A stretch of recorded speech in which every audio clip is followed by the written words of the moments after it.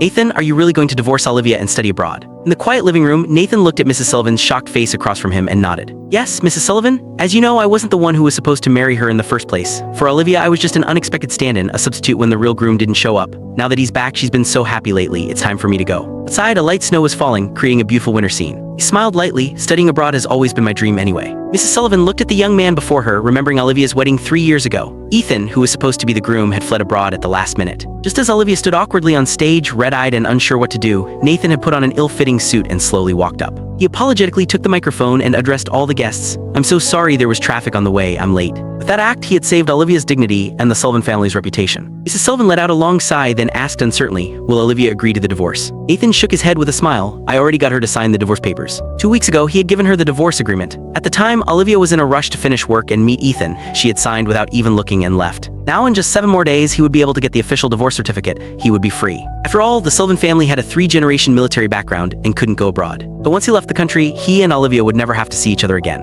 Just as Mrs. Sullivan was about to speak, a gentle female voice came from behind them. "Nathan, what are you chatting about with Mom?" Nathan turned around to see Olivia, whom he hadn't seen in days, walking towards them in a black evening gown that occasionally revealed her long legs. Olivia, seeing her daughter approach, Mrs. Sullivan was about to step forward to scold her. "Why are you here?" With a mix of surprise and reassurance, Nathan stood up, giving Mrs. Sullivan a pleading look to interrupt her. "I missed you, so I came by to pick you up," Olivia said, her eyes looking a bit guilty. In truth, she had come on purpose after finding out Nathan's whereabouts. After saying goodbye to the worried Mrs. Sullivan, the couple took their bags and left the Sullivan family home. On the way back, heavy rain pounded on the car windows, while inside was completely silent. Olivia remained quiet for a long time before finally speaking. "Nathan, Ethan and I are really over. He just got back to the country and had heart surgery a few years ago, so his health isn't good. As an old friend, I just went to help him get settled. I hope you can understand." Nathan stared out the rain-blurred window and nodded. If only he hadn't seen how Olivia had dropped everything and excitedly rushed to meet Ethan the day he returned. If only he hadn't noticed Olivia selling the watch she had used for years and replacing it with a cheap bracelet Ethan had given her. If only. There were too many if-onlys. Ethan no longer had any expectations or trust left. A soft sigh filled the car. Faced with this husband she had married by chance years ago, Olivia wanted to explain further,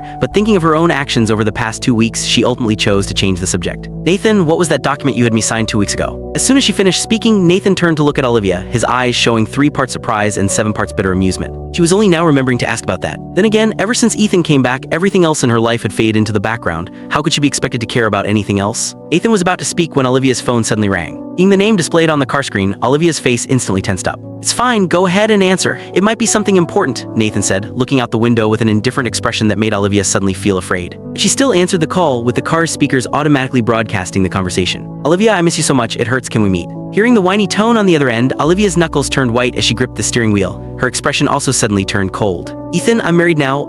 Click the link on the homepage to watch the full follow-up for free.